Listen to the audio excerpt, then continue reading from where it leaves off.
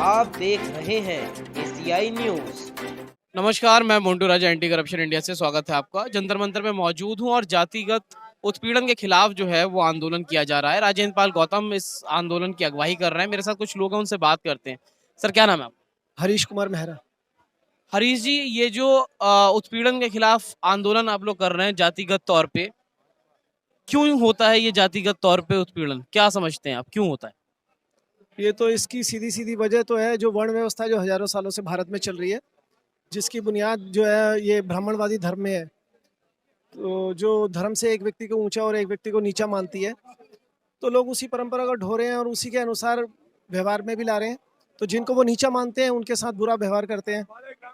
तो ये तो हजारों सालों की परंपरा है। जो बहुजन है, 80% से ज्यादा बहुजन है देश के अंदर, उसके बाद भी जो है बहुजन नेता दिखाई नहीं देता, ऐसा क्यों? अब ये तो सोचने का विषय है, दुख का विषय भी है कि वो दिखाई क्यों नहीं देता। क्योंकि बहुजनों के अंदर क्या एकता नहीं है, ये समझा जाए? बहुजनों के अंदर एकता भी नहीं है और बहुजन समाज के जो नेता हैं वो भी जो सत्ता के लालच में जब चले जाते हैं तो वो सिर्फ अपना घर भरने में लगे रहते हैं और अपने बारे में सोचते हैं। वो भी उसी राजनीति में, वोट की राजनीति में चले जाते हैं कि वो भी कोई मुख्य धारा से हटके अगर कोई बात बोलेंगे, समाज के पक्ष में कोई बात बोलेंगे, तो जो सवर्ण मीडिया है, जो सवर्ण समाज है, वो उनके खिलाफ माहौल बनाएगा और वो फेल हो जाएंगे, उनकी राजनीति फेल हो जाएगी। तो ये उनके अंदर जो भय है, वो भय उनको समाज का साथ देने के लिए जो है वो समाज का साथ नहीं दे पाते हैं, जिसकी वजह से मेरा विचार तो यही है कि जो बाबा साहब ने कहा था कि अब सामाजिक क्रांति के बिना कोई भी राजनीतिक क्रांति, आर्थिक क्रांति सफल नहीं होगी। तो हमारे समाज के जो नेता हैं उनको सत्ता का रास्ता अख्तियार करने के से ज़्यादा महत्व इस बात को देना चाहिए कि समाज में जो है सामाजिक परिवर्तन है, समाज जो बहुजन समाज एकजुट हो। तो जो बाबा साहब ने उसका गुरु मंत्र दिया था मरने से पहले, जो बौद्ध धम्म दिया था, अगर हमारे समाज के सभी नेता, चाहे राजनीतिक नेता हो चाहे सामाजिक नेता हो, अगर उसकी तरफ ध्यान दें तो मेरे ख्याल से वो बाबा समाज भी एकजुट होगा और समाज में ताकत भी आएगी। मायावती जो हैं वो बहुजन समाज से हैं, चंद्रशेखर आजाद जो हैं बहुजन समाज से हैं, तमाम राजेंद्र पाल गौतम थे दिल्ली सरकार के अंदर जो 22 प्रतिज्ञाएं ली, उसके बाद त्यागपत्र देना पड़ा। अभी कैसे देखते हैं राजेंद्र पाल गौतम जो हैं वो आने वाले चुनावों में सक्रिय होंगे, क्योंकि जो बहुजन समाज है वो काफी सहयोग दे रहा है? ये जो गौतम जी जो अभी आंदोलन छेड़ रहे हैं, अब मैंने अभी जो आपको बताया ना, यही है सोचने का फर्क।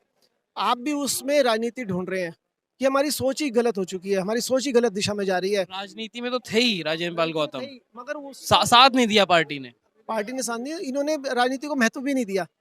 अगर ये राजनीति को महत्व देते तो ये सामाजिक लड़ाई नहीं लड़ सकते थे। जो मैंने कहा ना, जो बाकी बहुजन नेता भी उसी लेन में चल रहे हैं। बहुजन समाज के नेताओं के लिए एक मैसेज दिया है गौतम जी ने कि जो बाबा साहब का मिशन था, हम किसी भी पार्टी में रहें, किसी भी विचारधारा को अपनाएं, हमें बाबा साहब के मिशन को नहीं छोड़ना चाहिए। जो बाबा साहब का मिशन था प्रबुद्ध भारत बनाने का, जो एक लक्ष्य देके गए थे, हमें उस तरफ जाना था और समाज के मुद्दों में साथ देना था। तो बाकी नेताओं को भी उसी रास्ते पे जाना चाहिए। हार और जीत इमेटीरियल है। हार जीत के ऊपर ध्यान देने के बजाय समाज के मुद्दों का अगर उठाते, समाज को अगर एकजुट करते, समाज को मजबूत करते, तो समाज के नेता अपने आप ही मजबूत हो जाते। जब समाज का नेता, सिर्फ समाज कमजोर होगा, टुकड़ों में बटा होगा, तो समाज के नेता भी कमजोर होंगे, रिजाइन भी करेंगे, उनके इस्तीफे भी लिए जाएंगे, उनको उनको बड़ी कुर्सियां भी नहीं मिलेंगी, महत्वपूर्ण मंत्रालय भी नहीं मिलेंगे, है ना। तो समाज जब सामाजिक रूप से एकजुट होगा, मजबूत होगा, तभी तो उनकी बात सुनी जाएगी। नहीं तो टुकड़े में बटे समाज को कौन पूछेगा। समाज जो है टुकड़ों में बट गया है, आपके साथी बता रहे हैं, कैसे देखते हैं, क्या नाम? बिल्कुल सही कह रहे हैं। समाज जो हमारा टुकड़ों में बांट रखा है। किसने बांटा है? ये तो आप ही लोगों ने बांटा है ना सर, ये हमने क्यों बांटा है? ये तो मनुवादी ताकतें हैं, मनुवादी विचारधारा के लोग हैं। नहीं, जो बहुजन है 80% से ज्यादा है देश में, उसके बाद भी बटा हुआ है। वो कैसे बटा हुआ है? सर ये वर्ण इतने उत्पीड़न के बाद भी जो सत्ता में बैठे हैं वो बहुजन समाज के लोग नहीं है। सर ये तो है, हम में क्या एकता नहीं है। अगर हम संगठित हो जाएं, हमारी विचारधारा संगठित करने की तो है ही। जो जातियों में बटे हुए हैं, हमारे जो राजेंद्र पाल गौतम जी संघर्ष जो कर रहे हैं, वो जाति छोड़ो समाज जोड़ो, ये एकता की तो बात चल रही है। जो बंटवारा हुआ पड़ा है, हमारा जाति वर्ण व्यवस्था में हम बटे पड़े हैं।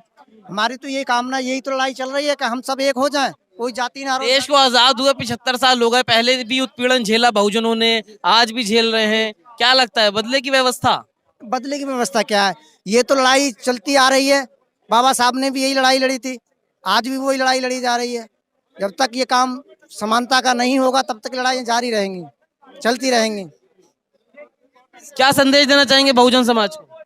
बहुजन समाज का संदेश यही है कि हमें जो है जातिगत व्यवस्था से निकल के और मानव एक समान, और बौद्ध धर्म के हिसाब से, जैसे बौद्ध धर्म का नारा है कि बौद्ध धर्म की क्या पहचान, मानव एक समान। हमें जो है एक ही विचारधारा में और समानता होनी चाहिए हमारे सही समाज के अंदर। क्या बहुजनों को बौद्ध धर्म में आना पड़ेगा तभी एकजुटता होगी क्या? बाबा साहब तो यही मानते थे, अब बाकी नेता अगर नहीं मानते तो मैं उसमें कुछ कर नहीं सकता।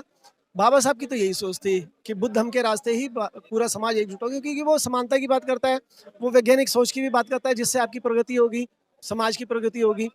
तो समाज को बाबा साहब की माननी चाहिए, मुझे तो ये लगता है। अगर बाबा साहब ने उनको मुक्ति दिलाई है, उनके तरक्की के रास्ते खोले हैं, तो उन्हें बाबा साहब की इतनी बात तो माननी चाहिए। तो देखिए, जैसे कि आपने अपने विचार सुने हैं, जातिगत उत्पीड़न के खिलाफ जो है वो आंदोलन किया जा रहा है बहुजनों के द्वारा।